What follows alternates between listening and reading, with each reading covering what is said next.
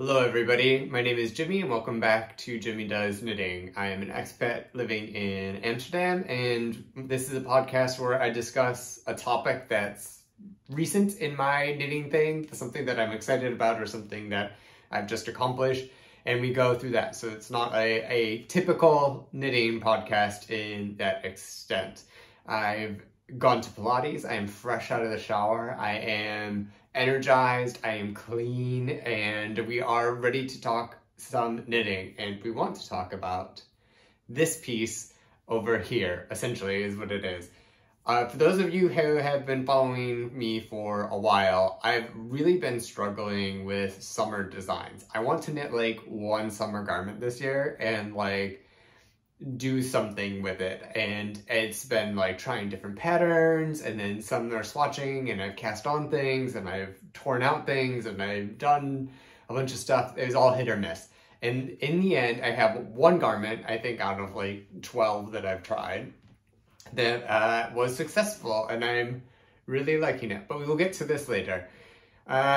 So what I wanted to discuss was the attempts to get to this particular garment. We're not going to go over the ones that I frogged or other swatches or anything like that. This is the third time that I have knit this, essentially, knit a variation of this, and third time's a charm. But in all reality, it was rough. I started planning in January, and then we came here now, and this is really what I should have done in the first place, but I'm stubborn and we couldn't get there. What I would like to do is next summer, the plan is I have a couple of different designs that I want to try out, so we're going to go for those. We will also start in January again, and I will keep you abreast of the thing. Today is a new moon.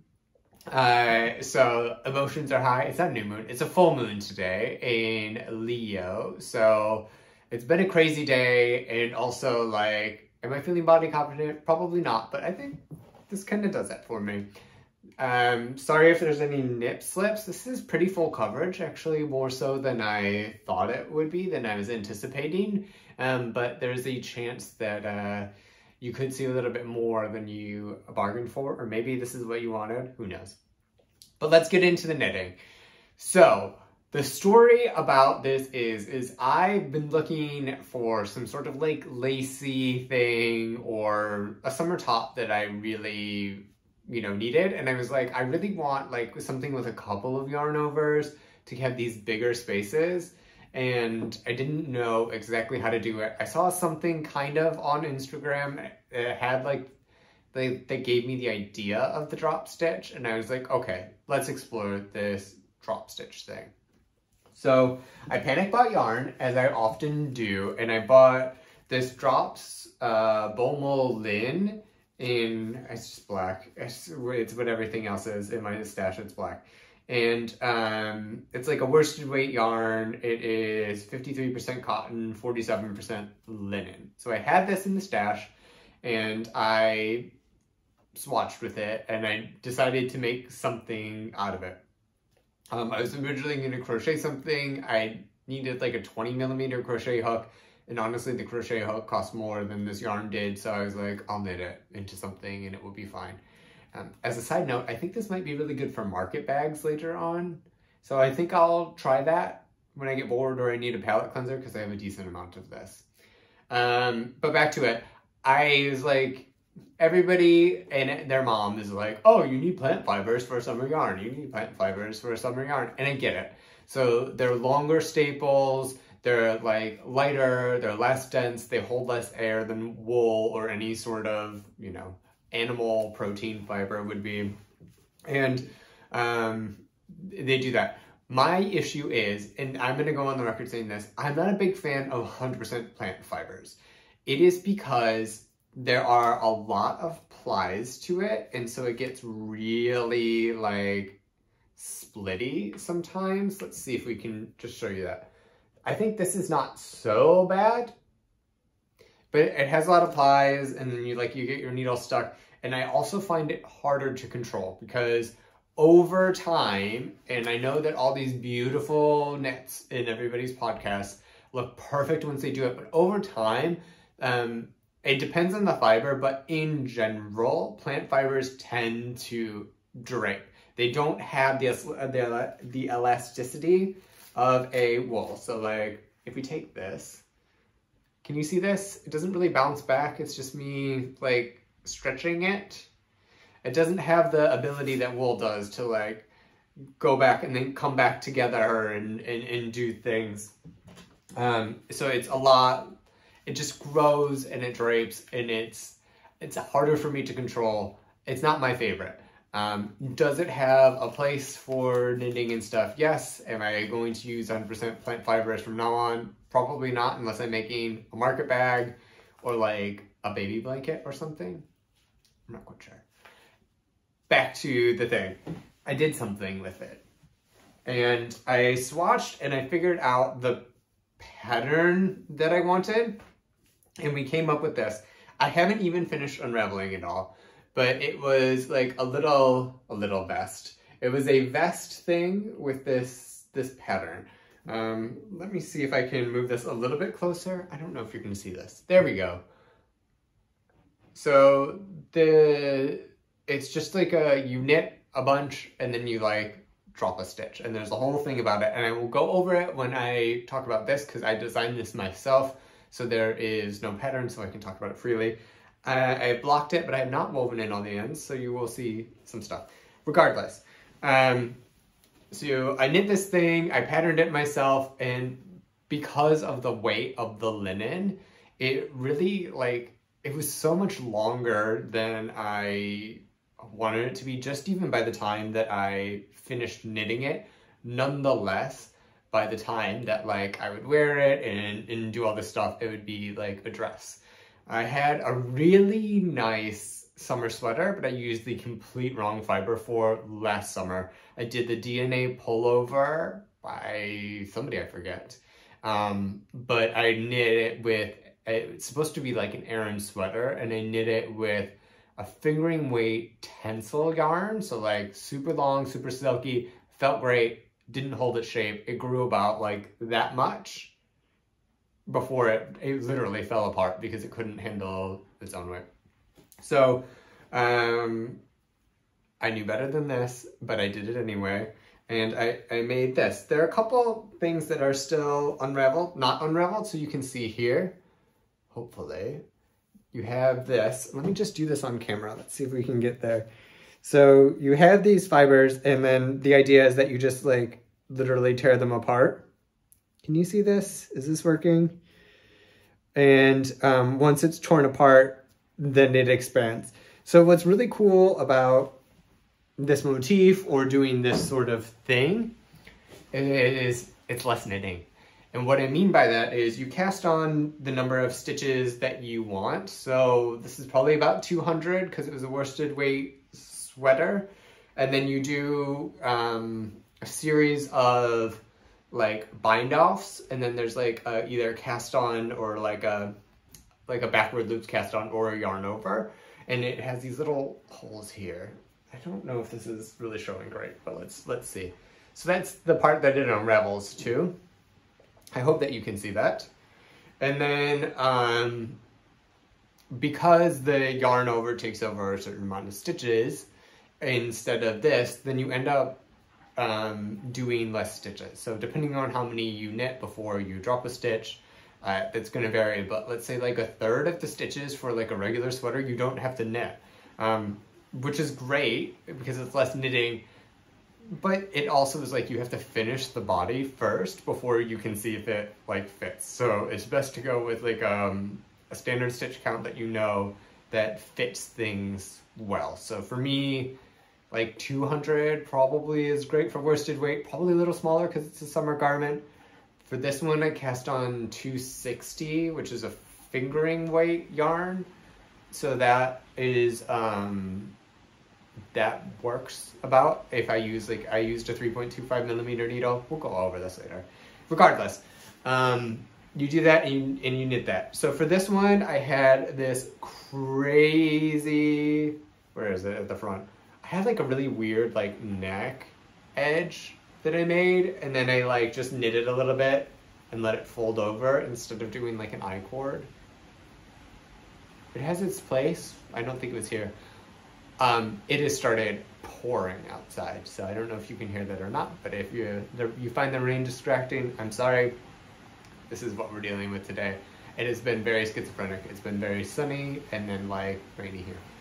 Anyway, weather report in Amsterdam, you do not care about.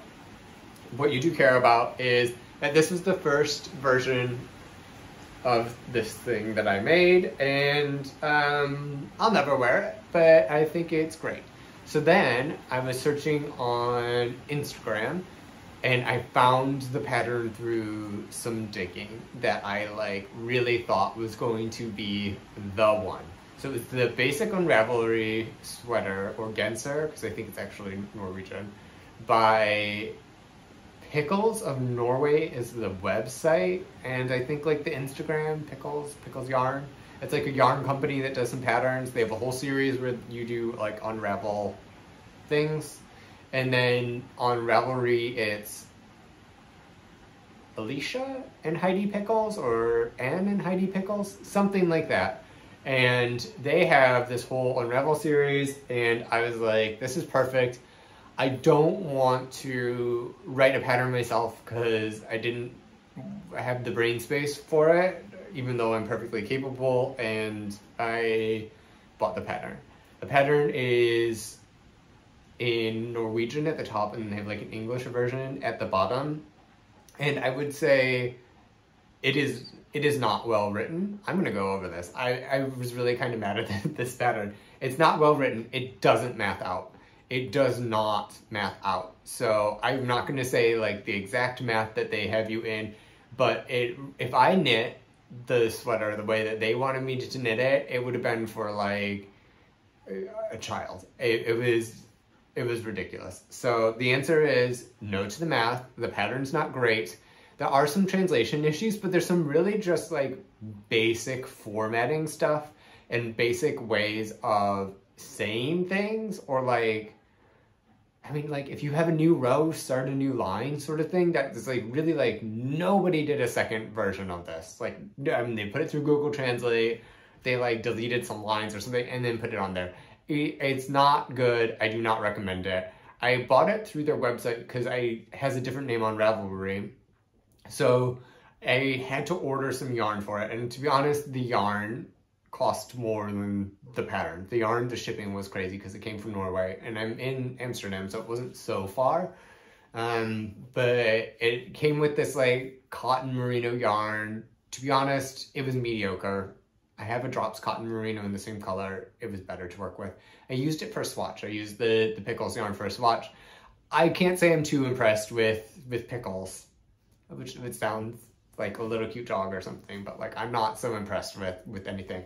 But we tried it. We tried it and we did stuff. So I had a gift certificate for Stephen and Penelope here in Amsterdam, and I decided to go with some fancy yarn, and I bought, here's a little preview, this color, because I was like, this is going to be my color of the summer. It is Life in the Long Grass Singles, and the color is Stellar. And this was a premium purchase, let's say, but because I had a gift certificate, I was like, let's try it. Let's get like a bright blue thing. I was really drawn to that color, and I was like, it's the summer. I'll wear that instead of black. But I used that. I think the yarn is great. My only complaint is that it's superwash, and I'm not a big superwash fan either. I know it's 100% wool. It had no nylon in it. But I just superwash, like grows and shrinks and stuff.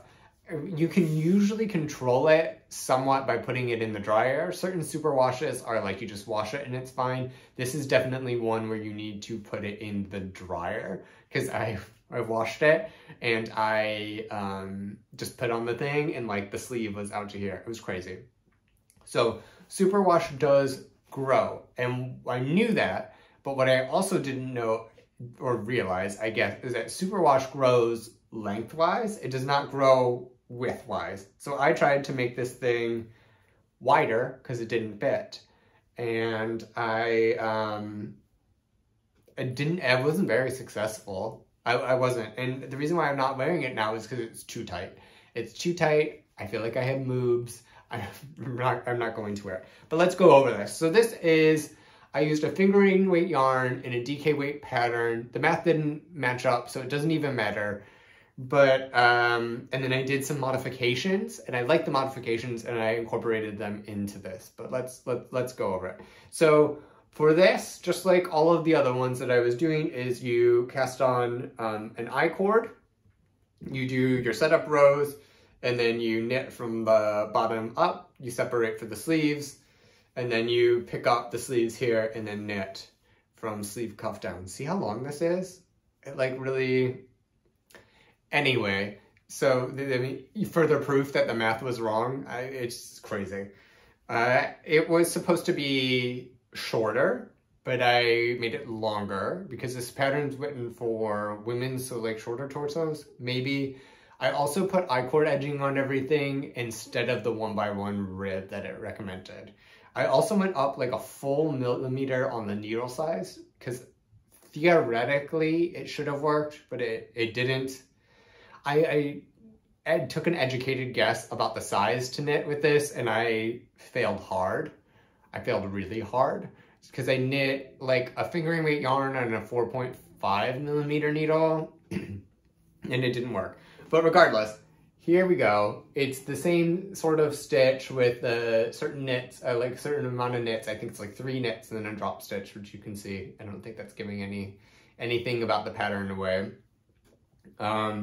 And then I also modified to do a 3 needle bind off on the shoulders instead of a Kitchener stitch, just because I knew that this was going to be so open that it needed a little bit more structure with things. The Kitchener, I think, would look beautiful because actually the drop stitches and everything would align quite nice. But I wanted a little bit more security with it. So it doesn't fit. I spent a lot of money on this yarn. It's a beautiful yarn. I knew I didn't like superwash, but I figured we would try it. But because of the sizing was so wrong that it didn't work, so who knows, whatever. This is it. Let me see if I can hold this up for you. It's fine. It's fine. It also is very narrow at the end of the sleeves with the pattern. I don't know what these people were thinking. I really don't. It just doesn't work. It looks nice like this, but I look like, 10 pounds of sugar in a 5-pound sack sort of thing. So I was really disappointed by this because I really wanted this to be nice. And I didn't want to unravel it because I've tortured the yarn. I put it in the washer and then the dryer, and then I did some other stuff, and then I steam blocked it and I pinned it out. I don't know if this yarn would recover from the torment that I put it in. So I just sort of left this as a learning experience. It was expensive, but I think that's sometimes what we have to do as knitters. And it was via a gift certificate. Otherwise, I would have not bought this yarn in general anyway. But yeah, it's all right. It's 100% wool, which is nice. It's good. So, last one. It's this one. Exciting. For this one, I used this ball on the ground that has unwound. So this was actually part of my trying new fibers and alternative fibers and stuff that I wanted to do. This is onion yarn, and I've used this and their the 100% organic cotton for another one. But it's just like a black yarn. This is a sock yarn. This is their sock yarn. It's their Nettle sock. So instead of nylon, they have Nettle. So like the long plant-based fibers. I figured it would be good for a summer knit because it does have the plant-based fibers, but it's 70% wool, 30% Nettle. So it gives me that control of wool that I want with like a little bit of like the properties of a plant fiber. So like this is a ratio, I think anything with 50% wool or above is a ratio that I'm pretty comfortable with, and I wanted to try it out. I have never knit a sock, so I cannot comment on this yarn or even the Life in the Warm Grass in general for like knitting socks and how that goes or how it compares to other sock yarns. I'm really not interested in synthetic content in my yarns if possible. It's just like I wanted to return to earth. I want it to be natural. I want, like, especially because this is like really close to skin, I want it natural on my body. It's my own values, no judgment. Everybody loves socks and there's sock yarns, but that's kind of how I roll and how I want to roll. I understand the black dyeing process is an issue as well, but like if I don't knit it in black, then I don't wear it, and then it's a wasted garment. I have a couple of those in motioning towards my box of things that I have that other people don't. So anyway, I wanted to try this is the basic thing, and I quite like the yarn. I don't have, as I said, a reference to compare it to other sock yarns, but as a fingering weight yarn, it's nice. What I would say about onion yarns in general, because I also use that cotton one, is that they, after a certain point, they're not wound very like tightly or whatever. So there's like a yarn barf moment at the end of every, or even at the beginning of every ball. It's just gonna have to do it. And I would also say that their weights are a little bit thinner than like advertised. So like this is a thin fingering weight. They had a DK weight that I had, which I would say is like sport at best. I wouldn't say it's fingering, but it's like a light sport weight. So that is something to keep in mind, especially if you have like a certain gauge that you're used to or whatever. But the quality of the yarn is really good, and I would say the affordability of it is also very good. It's not like the most economical, but I would say that it's within a range, especially for like these summer projects where you're not spending a whole lot of money. I think this took like 4 or 5 skeins. The other thing that I knit took 3. So I think it's totally worth it if you can get your hands on it. Check them out. It says it's made in Italy and it's produced in Denmark. I've really been like looking into Danish yarns lately. I don't know why, whatever. But, so I did that. So that's the yarn, and then this is the garment, and then we're gonna walk us through the garment. But first, let me show you. I mean, it's not that exciting. You can see some of my tattoos underneath, probably. But yeah, it fits pretty well. The cuffs are flaring out a little bit, and they're a little bit longer, so my math was slightly off for the sleeves, but I actually really don't mind it. This is a sitting by the pool thing, going on the boardwalk, doing whatever. So let's walk through how I did this. And I am not going to write this up because I think even though the math is completely different than the pickles one that I just showed you, I think that the appearance is so similar that it would be not great to write it up and like publish it as a pattern, because it's basically the same thing except done right. This is done right. So I have a fingering weight yarn. I chose to respect the fingering weightness of it this time and go with something that I knew. And what I did is, I know that in a fingering weight yarn, I like to do it on like a 3.25 millimeter needle. And then I like to have about 260-ish stitches. So that's what I cast on. I did an I-cord cast on, and then you do the setup rows. So I did a different stitch variation, I guess, than the pickles ones. It ends up being like 4 knits and then a drop stitch, 4 knits and a drop stitch. The pickles one was 3, but I really liked the 4 because I figured it would look more like ribbing.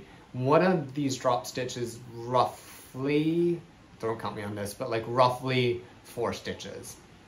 So you do the setup where you bind off, you do your I-cord row, you bind off the stitches that you want to drop, and then you knit the next row, and then instead of like where the bind offs are for the drop stitch, you do like a yarn over, and then you just like knitting around, knitting around, knitting around, knitting around. I would say the I-cords I also did on a 2.5 millimeter needle, and then this is 3.25. The 2.5 millimeter needle is the smallest one that I own, so that's where I got that from. So you knit in the round, bottom up, and then you split for the armpits. I made sure that this was lower than the pickles one. The other one was like right up in the pit, and I didn't like it. So my yoke depth is longer on this one, and I also made the neck a little bit tighter because I like a tighter neck, and I knew that I wasn't going to do ribbing. So I had to remap it anyway because it's a different stitch pattern and a different stitch count. And I just made it, you know, I have this like old pattern book somewhere over here about like Guernseys and stuff. And then they said like the collar should be about 2.5 inches deep. So I made it 2. And then for the back, I honestly just like bound off. I didn't do any neck shaping in the back because of the nature of the yarn, it curls or whatever. And I think it fits. It fits pretty well in the back. You can see the pattern. I think it's a really nice pattern. I think it turned out well. So I did that, and then I did an I-cord neck to finish it off. It's a little tight. I really made, like, I cinched the neck in. James N. Watts was talking on his latest podcast about how, like, you know, if the neck's big, that's fine. Pick up less stitches, and then you can, like, really take it in. And I did that. You can tell which is the back now because there's some, like, really, like, puckering to get that thing just... I miscalculated the shoulders on the front side. I did it right, but on the back side, I had, like, the neck hole was too big, so it doesn't line up perfectly. I don't think anybody's gonna notice. I mean, I didn't care enough to really, like, tink back and try to do it. But so the shoulders, okay.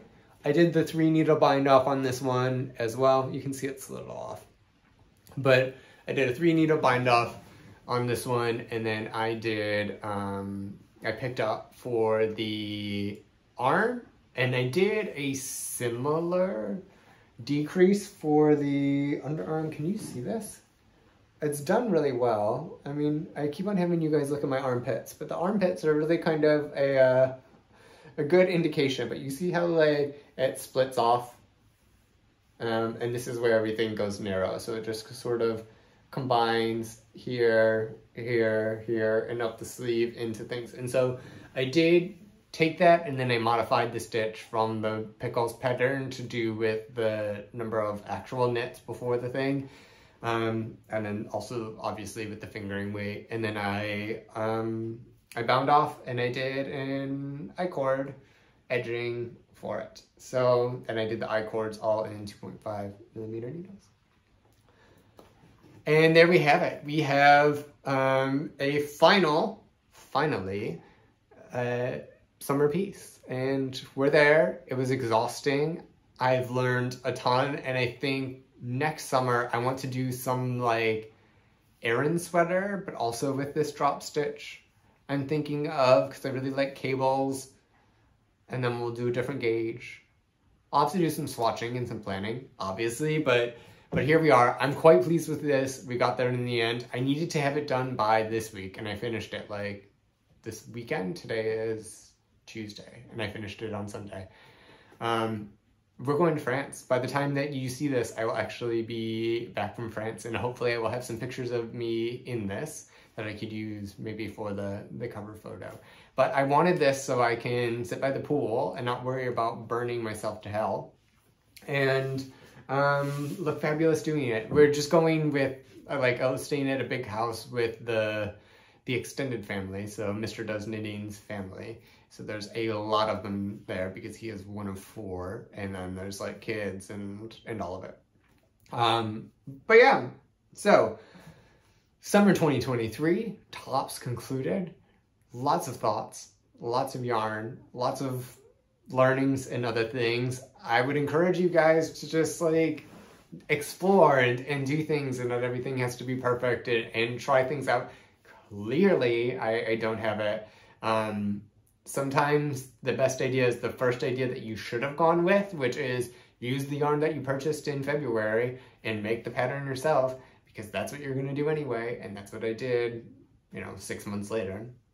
And explore, have fun, feel your vibes, man. I'm thinking, like, hey, how are you doing in this? Like, I really like it, and I'm very happy that I did one last attempt, and that all the rest of the summer knits are whatever, but I'm glad that I frogged what I was working on before, and I tried this, and I didn't let the pattern for the unravel get me down. So wherever you are, I hope you are staying cool or warm if you're watching this in the winter. Enjoy knitting, have fun, and I will talk to you all later. Bye.